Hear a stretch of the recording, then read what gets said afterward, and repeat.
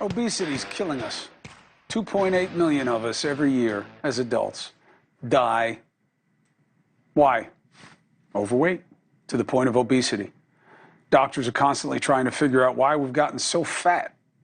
After an exhaustive 3-day gathering over in London, the only thing the scientists could agree on, and this is really interesting, was that obesity is not a personal failing, meaning if you're obese, it's not your fault.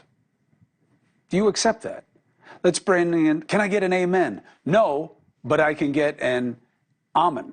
Dr. Daniel Amen is with us right now, the founder of the Amen Clinics, the Amen Clinics, right? Amen. Amen. Amen. The Amen Clinics. Psychiatrist, studies the connections between diet and mental health. Doc, it is great to have you. Now, let's have this not as a bunch of clinicians, but to sell this proposition to the public.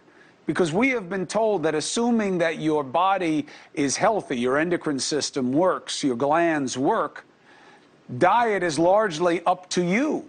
Your weight is largely up to you. Is that no longer true?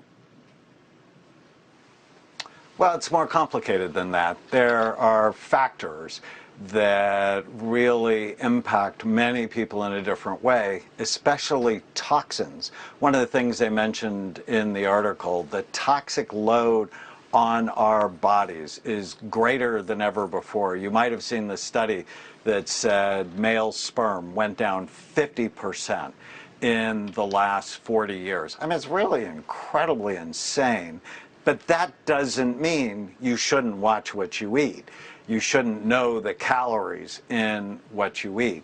I have obesity in my family, but I'm not. Why? Because I'm on an obesity prevention program every single day of my life. So, look, it's not, I have no interest in casting blame. It's all about getting better. But, simple logic. You take steps that other people in your family don't. Isn't that a function of fault then?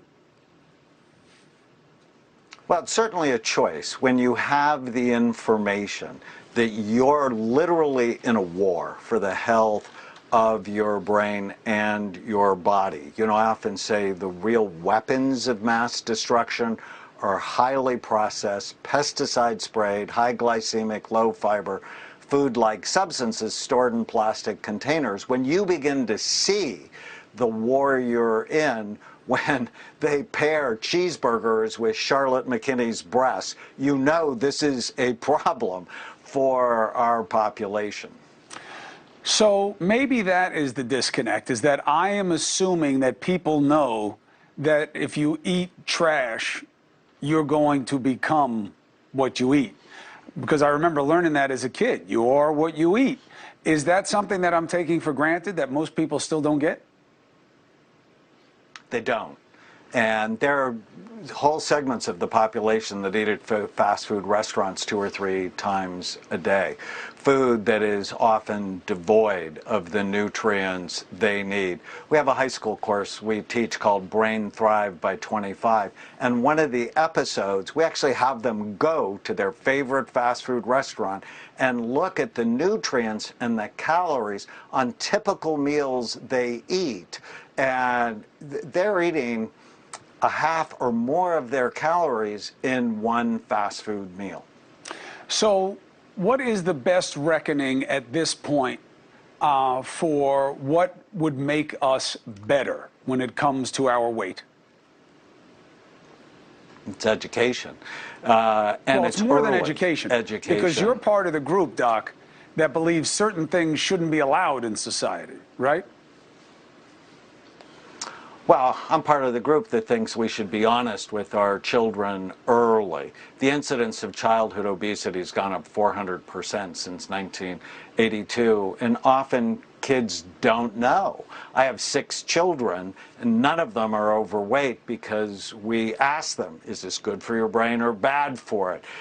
It's teaching them in a way they can hear, but then you have to counteract the message from the soda companies, the message from the fast food companies, the messages from the alcohol companies. Hey, thank you for watching.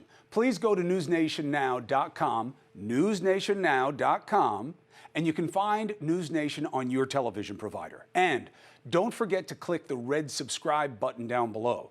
Then you will get more of NewsNation's fact-driven coverage.